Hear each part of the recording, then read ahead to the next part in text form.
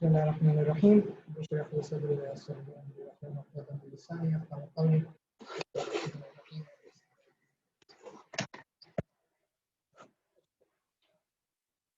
आज का जो हमारा कॉन्सेप्ट है वो डिफ्रैक्शन ग्रेटिंग के कॉन्सेप्ट पे जो है वो लिंक हुआ है। हमने डबल स्लिट देख लिया था, सिंगल स्लिट देख लिया था, सही है। डबल स्लिट के क्वेश्चंस देख लिए थे। आज हम बात करेंगे कि अगर हमारे पास डिफ्रैक्शन ग्रेटिंग हो उसके अंदर क्या सिनेरियो है। एंड डिफ्रैक्शन ग्रेटिंग का कॉन्सेप्ट आया ही क्यों, बना क्यों सबसे पहले डिफ्रैक्शन ग्रेटिंग। देखिए, हमारे पास जो डबल स्लिट एक्सपेरिमेंट से रिजल्ट्स आ रहे थे, अगर हम उन रिजल्ट्स के ऊपर गौर करें तो कुछ मामला ये होता था कि जो फ्रिंज पैटर्न बनता था ना वो बहुत ज्यादा नजदीक बनते थे। मतलब ये जो आपके ब्राइट फ्रिंजेस होते थे ना, उनके दरमियान में गैप बहुत कम होता था। तो उनके दरमियान में डिस्टेंस को मेजर करना ये एक मुश्किल काम होता था। यानी one bright fringe to the other bright fringe millimetres में आ रहा होता था, बहुत स्मॉल लेंस। तो ऐसा लगता था कि जैसे शायद फ्रिंजेस बनी ही नहीं है, बल्कि आपके पास जो है वो एक शेडेड सा रीजन है खाली। तो उन्होंने बोला कि यार एक तो इसमें गैप बढ़ाना है हमें, और काफी सिग्निफिकेंटली गैप बढ़ाना है। दूसरा मसला ये था कि आपके पास जो फ्रिंजेस की इंटेंसिटी होती थी ना वो बहुत कम होती थी। उसका मसला ये होता था कि बहुत सारी लाइट तो आपके ब्लॉक्स की वजह से रुक जाती थी। सिर्फ दो तो स्लिट होती थी, उसमें से लाइट निकल पा रही होती थी। तो लाइट यहाँ से निकलेगी, सही, और यहाँ से निकलेगी। इसके अलावा कहीं से लाइट जा नहीं सकती। बाकी तमाम जो लाइट है वो आपके बैरियर की वजह से रुक गई। अब मसला ये होता था कि भाई इन दो वजूहत की वजह से उन्होंने सोचा कि भाई पैटर्न चेंज किया जाए, कोई कंपोनेंट चेंज किया जाए कि पहली बात तो आपके पास इंटेंसिटी ज्यादा है और फिर जो गैप्स हैं फ्रिंजेस के दरमियान में वो भी ज्यादा नजर आए। तो उस काम के लिए उन्होंने क्या किया, उन्होंने डिफ्रैक्शन ग्रेडिंग का इस्तेमाल किया। मतलब बताया दो स्लिट इस्तेमाल करने के लिए plan and using thousands of slits पर मिलीमीटर या हंड्रेड्स ऑफ स्लिट्स पर मिलीमीटर। सही कि आपके पास पर सेंटीमीटर कितने हंड्रेड्स या थाउजेंड्स ऑफ स्लिट्स आपको यहाँ पे मिल रही होती हैं, ये आपने डिफ्रैक्शन ग्रेटिंग में यूज किया। इससे फायदा ये हुआ कि पहली बात आपके जो फ्रिंजेस थी वो दूर दूर हुई, गैप बढ़ा, और दूसरा उनकी इंटेंसिटी में इजाफा हुआ। इंटेंसिटी में कैसे इजाफा हुआ, पहले तो लाइट रुक जाया करती थी ना, पास ही नहीं हो पाती थी। अब स्लिट्स बहुत सारी हैं, तो बहुत सारी स्लिट्स होने की वजह से लाइट मेजॉरिटी पास हो जाती है और जो उसकी ब्लॉकिंग है वो कम होती है। तो जो आगे इंटेंसिटी आपकी बिल की बनती है, जो फ्रिंजेस आपके पास प्रोड्यूस होते हैं वो फ्रिंजेस थोड़े से ब्राइट फ्रिंजेस होते हैं। मतलब उनकी ब्राइटनेस ये कह लो कि कंपैरेटिवली ज्यादा होती है। आप जज कर सकते हो कि अच्छा यार ये you can clearly observe those fringes. तो डबल डिफ्रैक्शन ग्रेडिंग से दोनों मसले हल हो गए।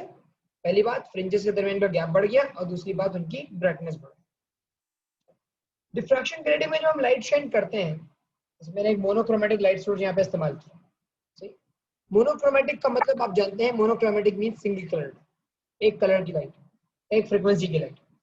If we have a monochromatic light source and we shine that monochromatic light source on a diffraction grating, तो होगा ये कि when the light is going to pass through that grating, diffraction और interference का मामला होगा, और हमारे पास लोकेशंस के ऊपर ब्राइट और डार्क फ्रिंजेस जो है वो प्रोड्यूस हो रही है। हमारे पास लोकेशंस के ऊपर ब्राइट फ्रिंजेस और डार्क फ्रिंजेस जो है वो प्रोड्यूस होती है नजर आ रही होंगी। सबसे सेंटर में जो फ्रिंज बनती है उसे कहा जाता है जीरो ऑर्डर मैक्सिमम। मैं इसकी शक्ल दिखाता हूँ कैसे, ये ऐसा होता है।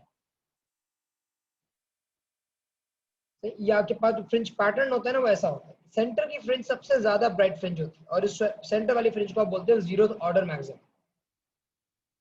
मैक्सिमम इसलिए बोल रहे होते हैं क्योंकि ये हायर फ्रीक्वेंसी हायर इंटेंसिटी की चीज है, कंस्ट्रक्टिव इंटरफेरेंस वाली लोकेशन। फिर जो अगली ब्राइट फ्रिंज आती है वो इंटेंसिटी में थोड़ी कम होती है। सही, उसकी ब्राइटनेस जो है वो गिर जाती है, उसकी इंटेंसिटी फॉल करती है। वो आपकी कहलाती है first order maximum. This one is the zero order maximum.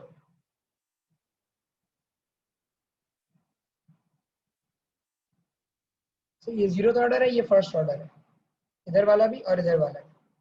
फिर इस तरह से ये सेकंड ऑर्डर आ गया, इधर और इधर थर्ड ऑर्डर। इस तरह से ऑर्डर चलते रहते हैं।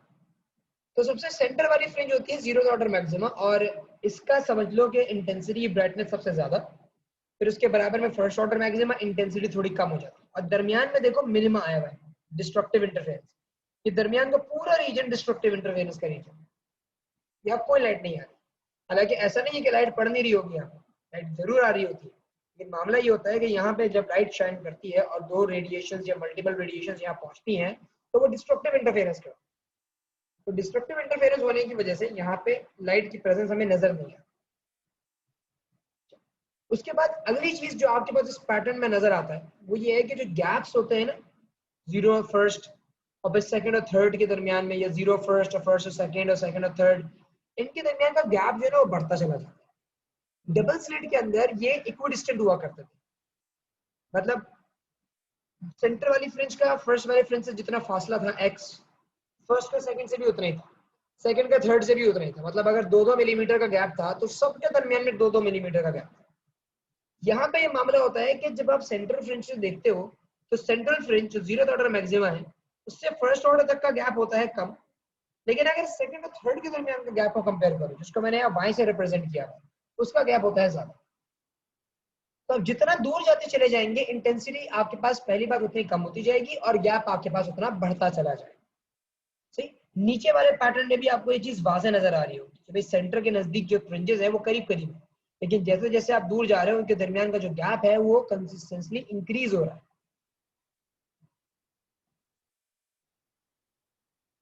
तो हमने यहाँ पे बजाय डिस्टेंसेस मेजर करने के हम एंगल की मेजरमेंट पे चले जाए, वो हमारे लिए ज्यादा आसान है कि भाई सामने सर्कुलर स्क्रीन रख दी, सेमी सर्कुलर स्क्रीन, और सेमी सर्कुलर स्क्रीन के ऊपर हमने डिस्टेंसेस एंगल जो थे वो मार्क कर दिए।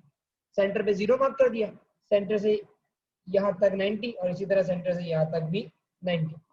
तो जिस भी पॉइंट पे आपको ब्राइट फ्रिंज नजर आ रही होगी आप वहां पे उसका एंगल मेजर कर सकते हैं, एंगल कितना होगा उस चीज का।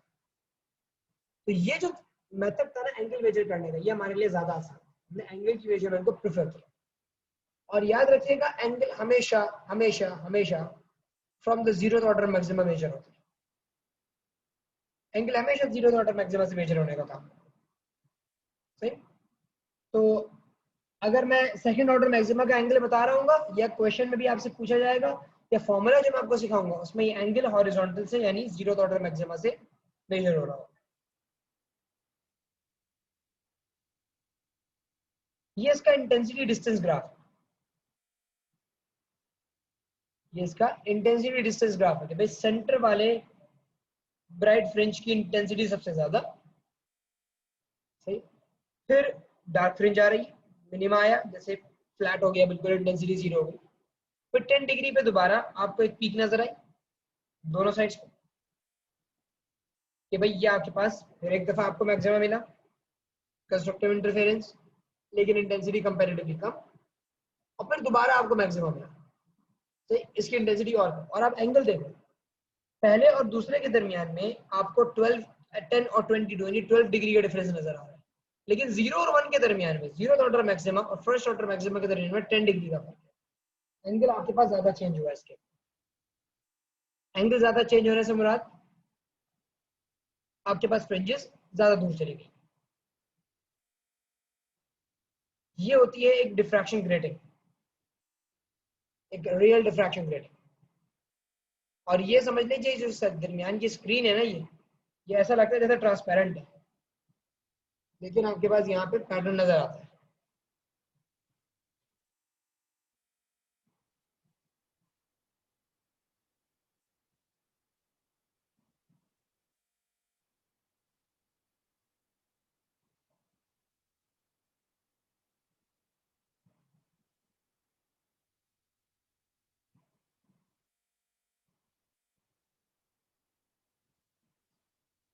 कोई यहाँ तक अगर कोई कंफ्यूजन है तो आप पूछ सकते हो।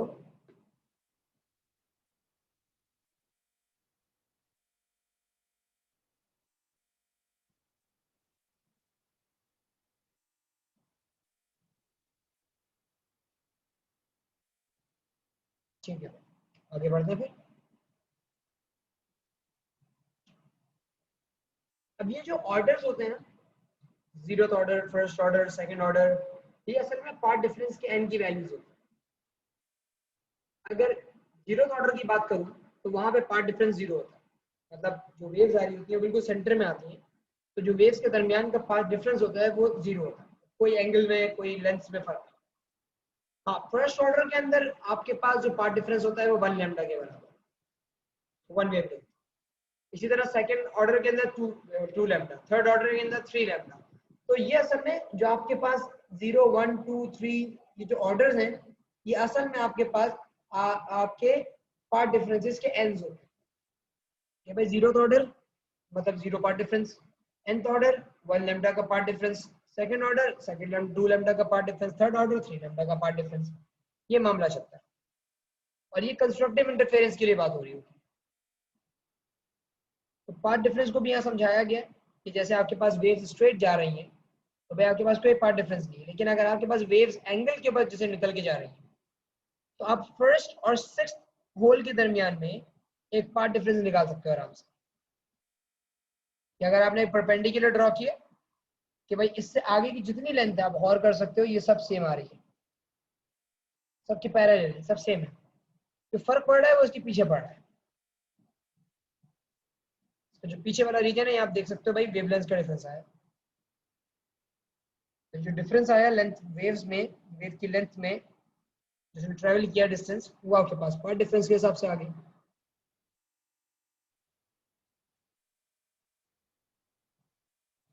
इसका भी फॉर्मूला जो है हमें निकालने का एक तरीका आता है। छोटा सा एक कॉन्सेप्ट है कि दो होल हमने कंसीडर कर लिए। तो डिफ्रैक्शन ग्रेटिंग में बहुत सारे होल्स होते हैं, हमने सिर्फ दो होल कंसीडर कर लिए, दो स्लिट्स ले ली। उन स्लिट्स के दरमियान का फासला जो है उसको हमने बोला डी। पहले बोला जाता था ए, डबल स्लिट एक्सपेरिमेंट के अंदर उसको ए बोला जाता था, अब हम उसे बोलते हैं डी। कि भाई the distance between the two slits on the diffraction grating is D. अब मैंने डॉटेड लाइन ड्रॉ की और ये डॉटेड लाइन जो थी मैंने ऐसे ड्रॉ की कि मैंने जो नीचे वाले स्लिट से वेव जा रही है और जो दूसरे वाले स्लिट से वेव जा रही है उन दोनों के दरमियान में पार्ट डिफरेंस कितना, यानी ये चीज उन दोनों के दरमियान में पार्ट डिफरेंस कितना क्रिएट हो रहा है। तो जितना भी पार्ट डिफरेंस होगा ये एन लैम्डा, ये असल में डी साइन थीटा के बराबर होता है। कैसे डी साइन थीटा के बराबर होता है, मैंने ये इस वाले ट्राइंगल को, जो ट्राइंगल है हमारा,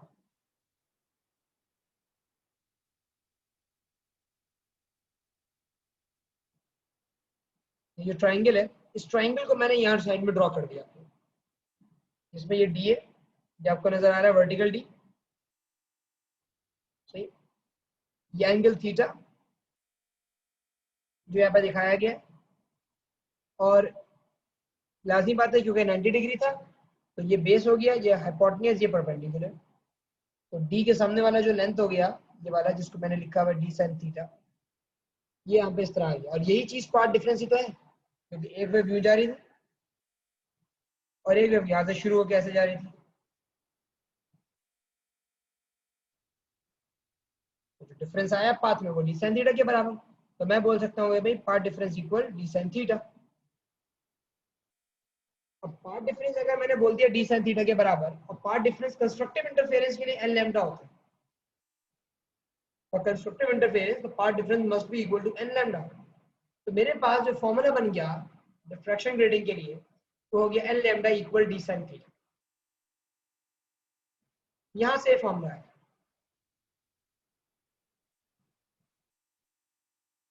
तो इसके अंदर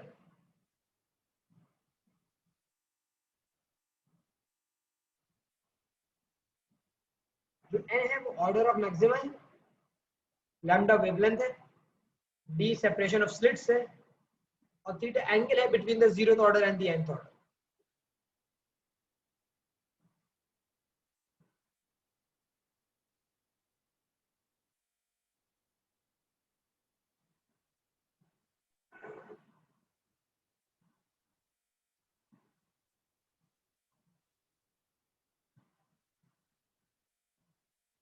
अब इसके हम कुछ सवालात करेंगे, मतलब कुछ पार्ट्स में इसको सॉल्व करता हूँ जरा, उसके बाद ताकि इसके फॉर्मूले का इस्तेमाल जो है क्लियर हो जाए। मैं जरा स्क्रीन शेयर 2 मिनट के लिए ऑफ करूंगा, उसके बाद कि मुझे इरेज करने सॉल्यूशंस।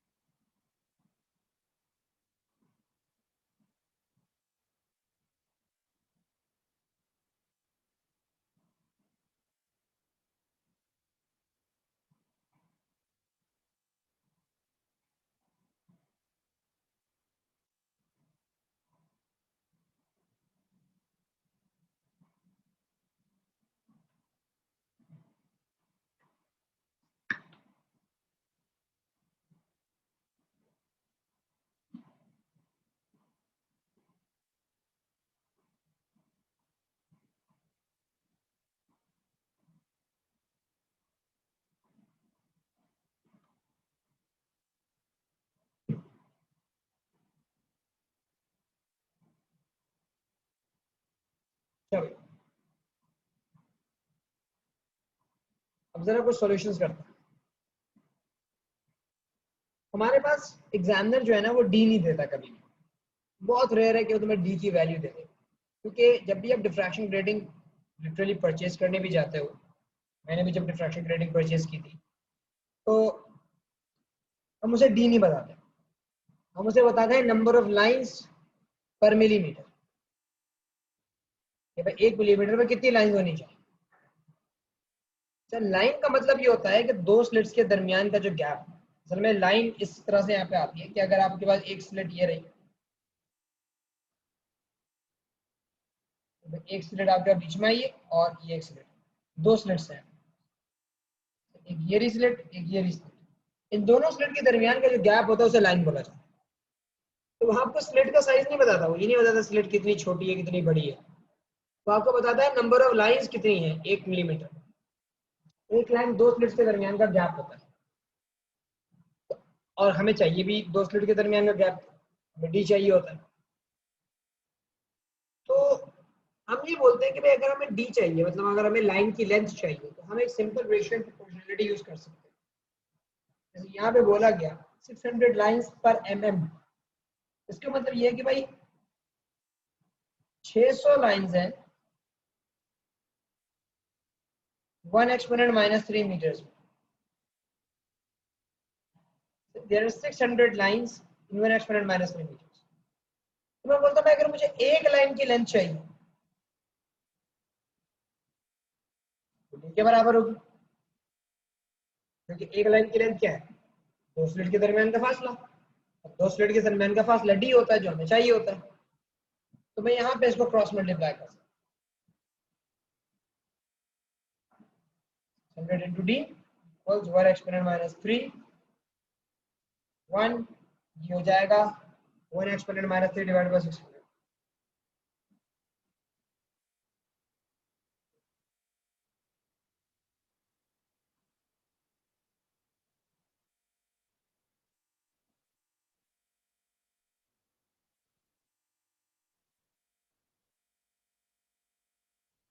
ये आ गया 1.67 एक्सपोनेंट -6 मीटर। ये दो स्लिट्स के दरमियान का गैप है।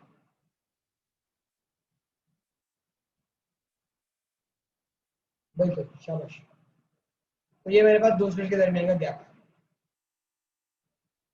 अब अगर इस फॉर्मूले को ही देख लो आप, L lambda equal d sine theta में, तो वो आपसे असल में लैम्डा और डी का इफेक्ट मांगता है थीटा के ऊपर, यानी इस फ्रिंजेस के दरमियान का जो गैप बनेगा, फ्रिंजेस जो आपकी ब्राइट फ्रिंजेस बन रही है उनके दरमियान का जो गैप है, जो एंगल है, वो वेवलेंथ और डी से कैसे चेंज होता है। अब आप देख सकते हो डी और साइन थीटा आपस में इनवर्सली प्रोपोर्शनल, तो जितना डी इंक्रीज करोगे एंगल उतना कम होता जाएगा। मतलब अगर मैं एक ऐसा डिफ्रैक्शन ग्रेटिंग यूज करूं जो और ज्यादा कह लो कि रिफाइंड हो, जैसे 600 लाइंस है पर मिलीमीटर, वो 1000 लाइंस पर मिलीमीटर का हो, उसमें डी और छोटा होता है। जब डी छोटा होता है तो थीटा बड़ा हो जाता है, क्योंकि डी क्या है, दो लाइंस के दो स्लिट्स के दरमियान का गैप है, मतलब एक लाइन की लेंथ है। पहले 1 मिलीमीटर में 600 लाइनें बन रही थी, अब 1 मिलीमीटर में 1000 लाइंस बन रही हैं। So if you have like 1000 lines in 1 millimetre, इसका मतलब तो यही हुआ ना कि भाई आपके पास अब एक लाइन की लेंथ और छोटी हो गई, मतलब डी की वैल्यू और छोटी हो गई। If you're going to reduce d, the theta is going to increase.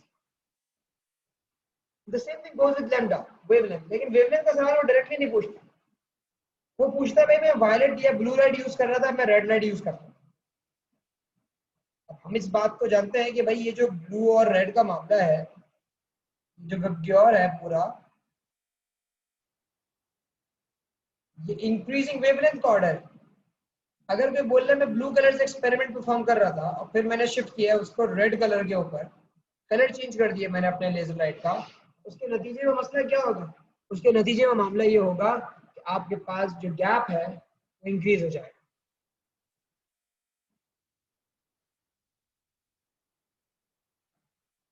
क्योंकि जब वेवलेंथ बढ़ेगी तो थीटा भी इंक्रीज होगा। इसकी मिसाल ऐसी है कि ब्लू लाइट से जो पैटर्न बन रहा था और जो रेड लाइट से पैटर्न बनेगा उसमें फर्क देखो कैसा कैसा। ब्लू लाइट के पैटर्न्स में और रेड लाइट के पैटर्न में गैप थोड़ा ज्यादा होना शुरू हो गया रेड लाइट के अंदर। ब्लू लाइट में इतना गैप नहीं था।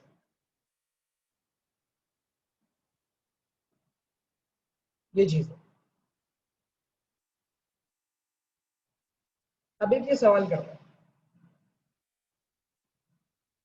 सवाल में बोलते हैं monochromatic light is incident normally और डिफ्रैक्शन ग्रेडिंग। क्या भाई, मोनोक्रोमेटिक लाइट है मतलब single wavelength single colour. Incident normally का मतलब ये है, असल में ये फॉर्मूला जो है ना n lambda equal d sine theta, ये वैलिडी तब होता है जब लाइट रेडिएशन सरफेस के ऊपर बिल्कुल 90 डिग्री पे डिफ्रैक्शन ग्रेडिंग के बिल्कुल 90 डिग्री पे टकराए। क्योंकि अगर वो 90 डिग्री पे कोलाइड नहीं करती ना तो मसला ये होता है कि आपका पैटर्न बेंड हो जाता है, आपका डिफ्रैक्शन ग्रेडिंग का जो पैटर्न है वो बेंड हो जाता है। अब वो मांग रहे हैं angular separation of the zero and the first order maxima is found to be 10 degrees. Zero और फर्स्ट ऑर्डर मैक्सिमा के दरमियान का एंगल 10 डिग्री आ गया। Calculate the wavelength of the incident. तो भाई मेरे पास एक ही फॉर्मूला है, n lambda equal d sine theta. मुझे जिस बात का इल्म है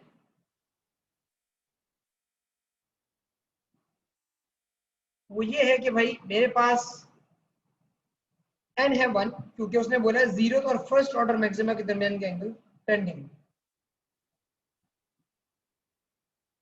मेरे पास जो एन है वो 1 है। लैम्डा मुझे चाहिए, डी मुझे नहीं पता, लेकिन मुझे डी निकालने के लिए मेहनत करनी पड़ेगी। उसने मुझे बता दिया 300 लाइन्स पर सेंटीमीटर, मुझे डी निकालना है और थीटा 10 डिग्री। तो डी निकालने के लिए मैं अभी वही वाली वर्किंग करूंगा कि भाई 3000 लाइन्स इन 1 सेंटीमीटर मतलब 1 एक्सपोनेंट माइनस 2 मीटर्स, मीटर में अगर लिखो, एक लाइन की लेंथ डी हो, cross multiply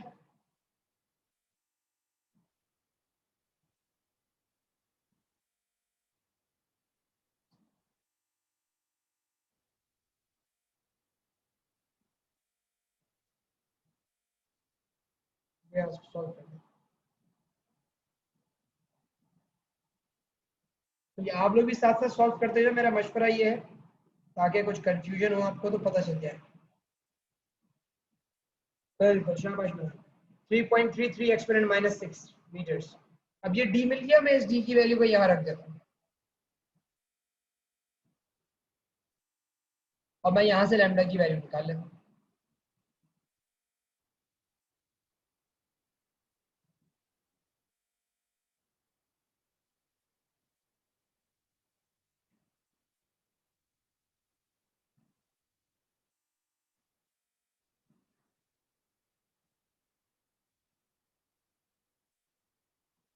Around 5.8 exponent minus 7 meters.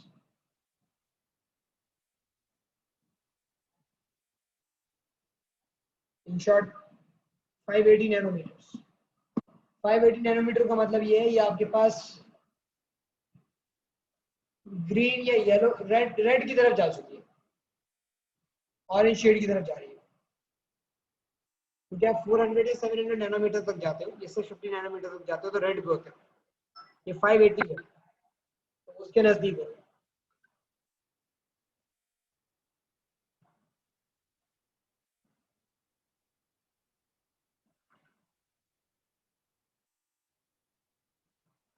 अब अगले पार्ट में आपसे बोलते हैं find the angle of the second order maxima from zero order.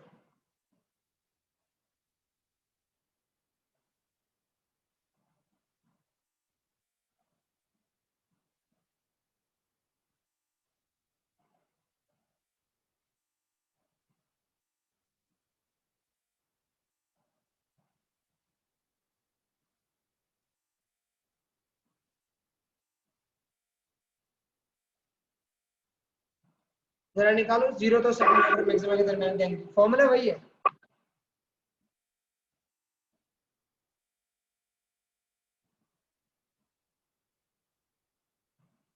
यही फॉर्मूला।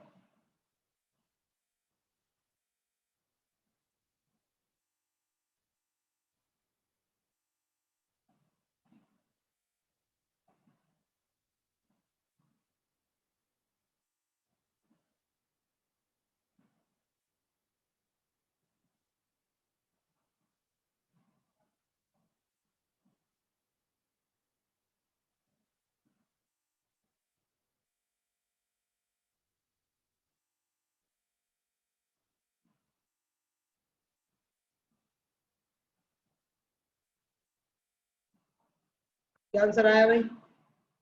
सॉल्व कर रहे हो, चलो करो।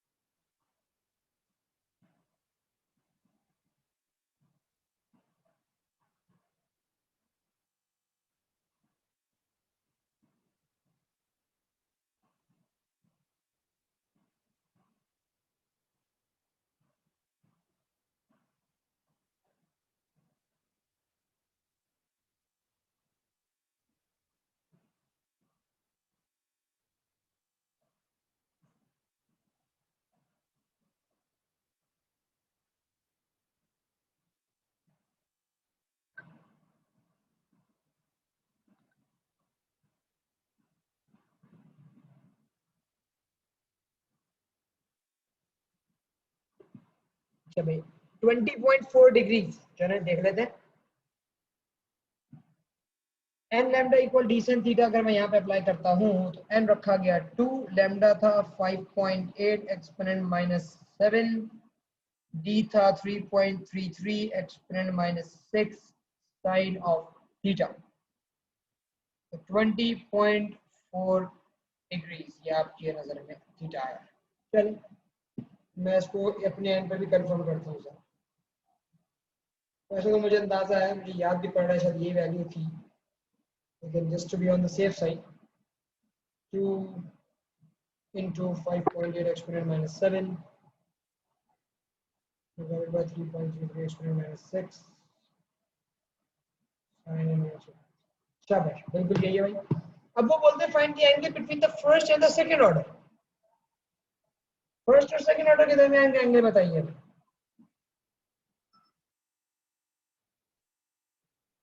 अगर फर्स्ट और सेकंड ऑर्डर के दरमियान का एंगल चाहिए तो अब आप देखो आपके पास फर्स्ट ऑर्डर सेंटर में बना, वो जीरो ऑर्डर सेंटर में बना। ये फर्स्ट ऑर्डर था, ये सेकंड ऑर्डर।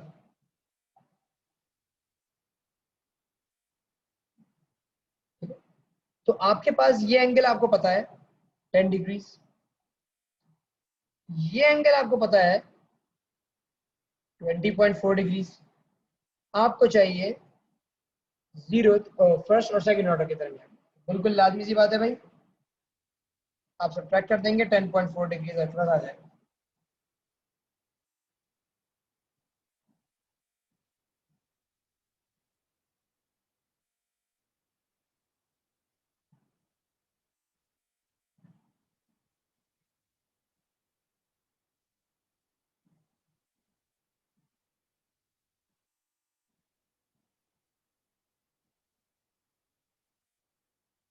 इसके बाद बोलते हैं maximum order of the visible bright fringe. देखो मैक्सिमम का मतलब ये है कि डिफ्रैक्शन कहां तक जा सकती है होते कि भाई अगर आपके पास यहाँ पे जीरो ऑर्डर आ रहा है तो, और ये आपके पास डिफ्रैक्शन ग्रेडिंग थी, तो मैक्सिमम डिफ्रैक्शन हो सकती है जब आपका एंगल 90 डिग्री हो, क्योंकि इससे ज्यादा एंगल थीटा प्रोड्यूस नहीं हो सकता। तो मैं क्या करूंगा, मैं थीटा को 90 रख के देखूंगा कि एन की वैल्यू क्या है।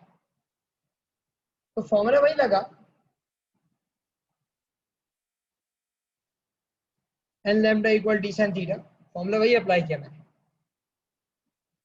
लैम्डा हमारे पास था 5.8 एक्सपोनेंट -7,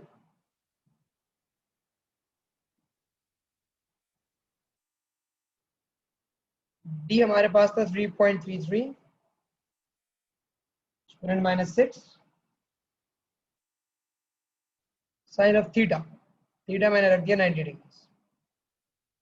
यहां से एन का आंसर आ जाएगा।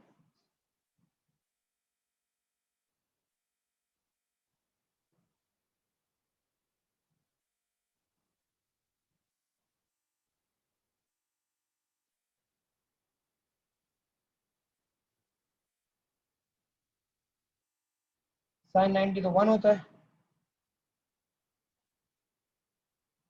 एन आ रहा है मेरे पास 5.74। इसको मैं राउंड ऑफ करके लिखूंगा, यानी 5 fifth order, exactly fifth order.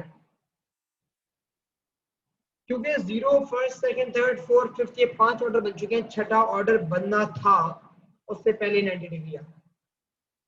इसको कभी भी राउंड अप मत करना है, इसको हमेशा राउंड डाउन करना है।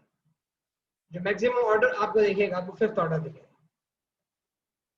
लेकिन अगर वो मांगे total number of bright fringes, total quantity मांग ले आपसे ब्राइट फ्रिंजेस, तो टोटल क्वांटिटी के चक्कर में आप क्या करोगे, आप बोलोगे कि जनाब मेरे पास जीरो ऑर्डर सेंटर में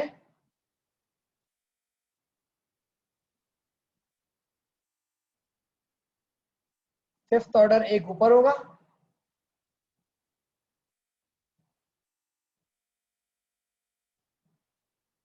और एक फिफ्थ ऑर्डर नीचे होगा। तो 1 2 3 4 5 5 ऊपर, 1 2 3 4 5 5 नीचे और एक दरमियान में, यानी 11 ऑर्डर्स हो जाएंगे। Total number of bright fringes 11 होंगे।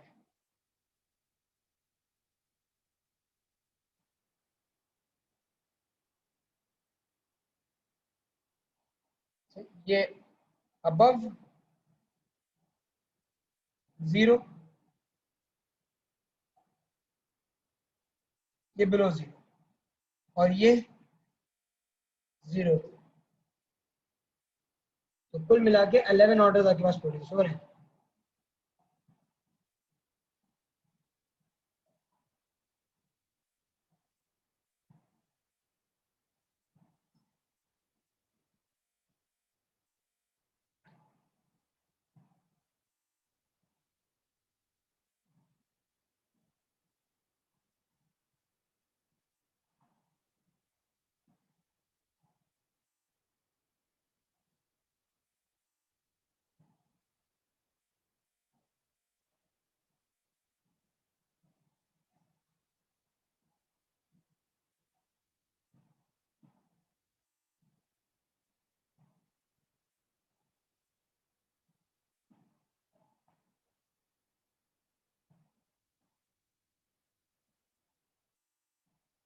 यहाँ पे कोई मसला यहाँ तक?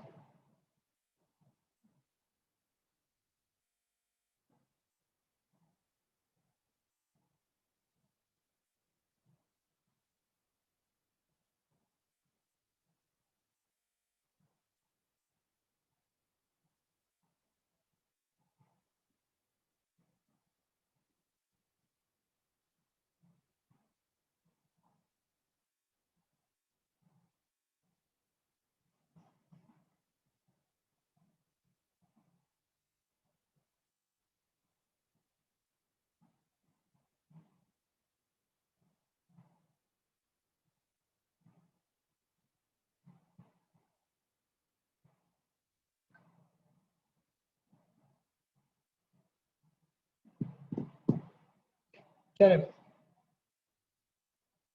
लास्ट डिस्कस करते हैं, ये डिफ्रैक्शन ऑफ व्हाइट लाइट। असल में व्हाइट लाइट का मामला ये, व्हाइट लाइट 7 डिफरेंट कलर से मिलकर बनी। हर कलर अपनी वेवलेंथ के हिसाब से डिफ्रैक्शन करता है, क्योंकि हमें पता है according to formula n lambda equal d sin theta, wavelength affects the angle of diffraction. तो मामला ये हुआ कि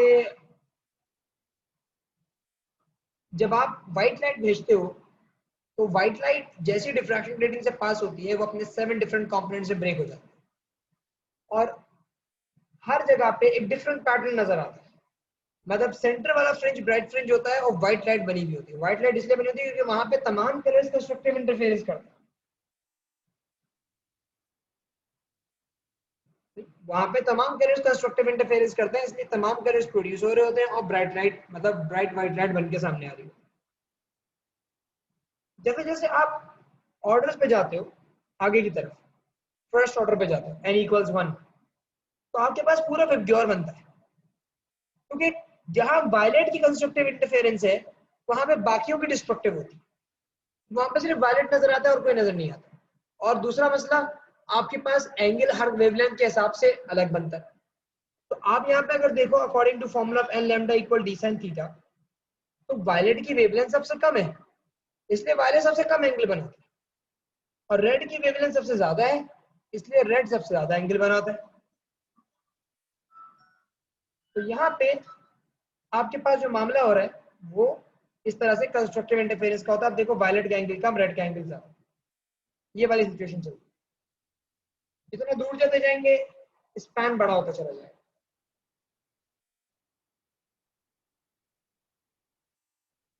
ये सर। और अगर आपसे कोई पूछे कि भाई ऐसा क्यों होता है कि why white light is produced at the zero order maxima, तो आप बोलोगे at n equals 0 all the waves are in phase with one another and they have no path difference at all, so therefore they perform a constructive interference. Yeah, all of the colors perform constructive interference, hence producing a white light over there. ये situation. ठीक है भाई।